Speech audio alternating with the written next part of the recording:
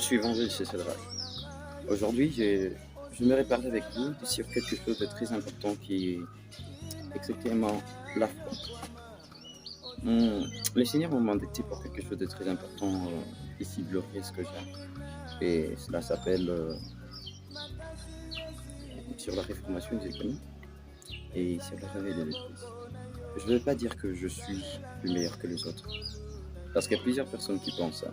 Non, je ne suis pas si meilleur que les autres. Non, la réformation, le réveil, c'est pas quelque chose exactement que moi je l'ai apporté. En fait, le réveil ne veut pas dire quelque chose de nouveau. Souvenez-vous d'Ecclésiaste, le chapitre 1, il dit que si on dit voici c'est nouveau, sachez que ces choses ont existé dans des temps anciens. Exactement, ça n'a pas laissé de souvenirs exactement ce qui viendront après. Mais sachez que les réformes et le réveil, c'est quelque chose exactement qui a toujours existé au cours des âges et à chaque fois que l'évangile s'est perdu. Alors, la grande question est de savoir.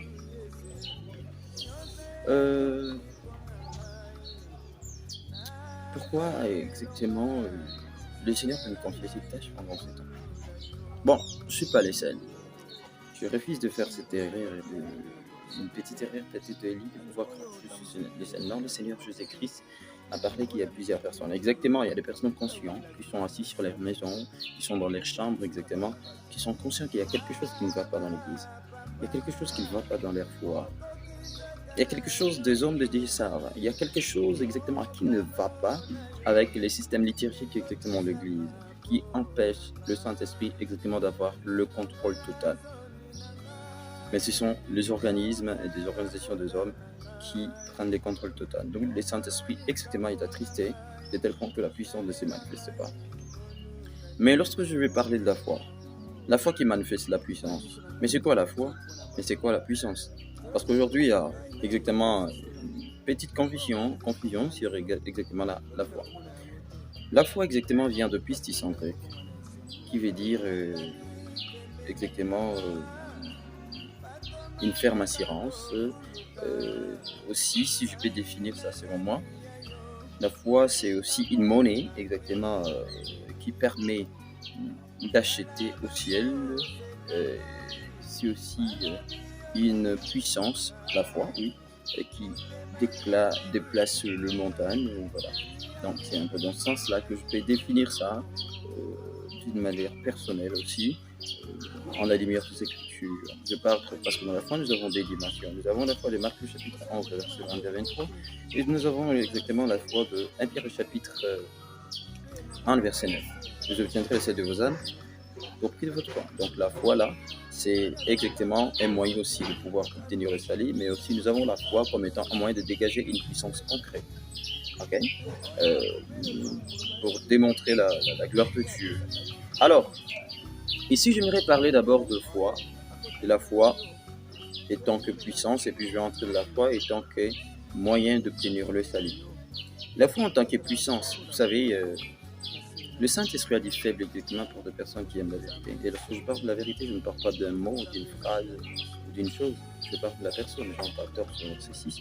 Jésus dit, je suis le chemin, la vérité et la vie. Vous voyez, c'est lui la vérité. Lorsque je parle de l'amour de la vérité, c'est au fait d'aimer une personne. Et lorsque je parle d'aimer une personne, je vois Matthieu chapitre 10, verset 24.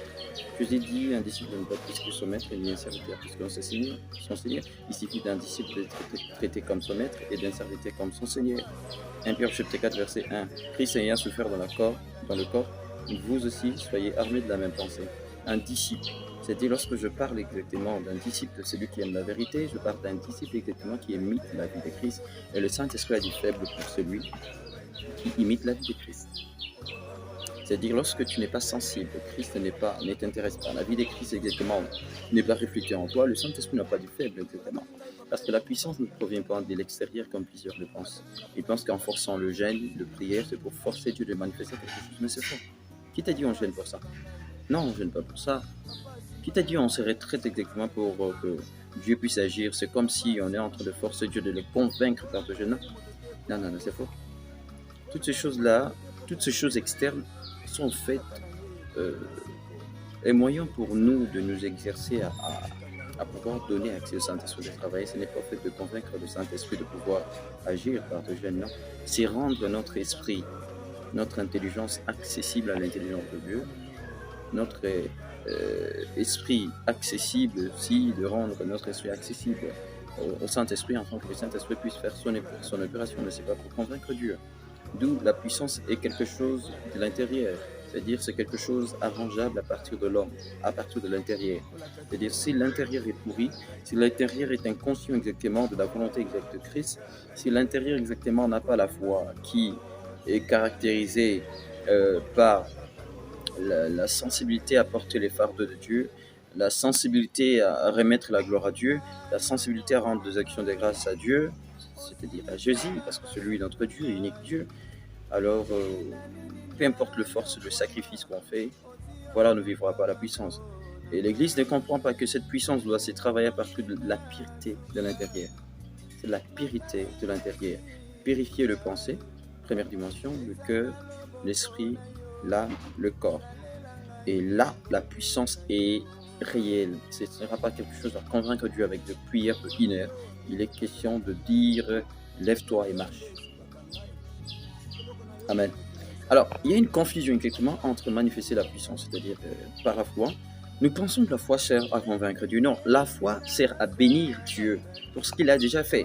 Parce que si nous pensons que nous devons convaincre Dieu, là nous sommes en train d'insinuer d'une autre manière que Jésus, tu n'as pas tout accompli, tu as oublié quelque chose que nous sommes venus te rappeler dans la foi.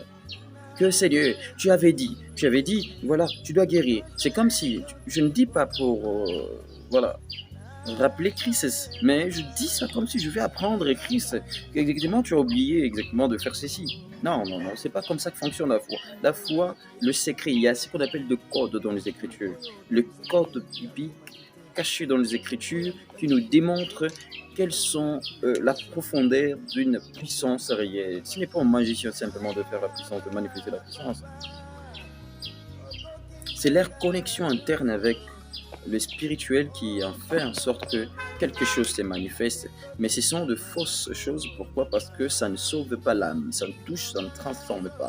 Et lorsque je parle de la puissance étant que démonstration réelle, je parle de quelque chose qui doit être produit à partir de la conscience interne, à partir de la confiance interne, à partir de la connaissance interne sur son identité. Vous voyez? Nous avons soif de ton réveil.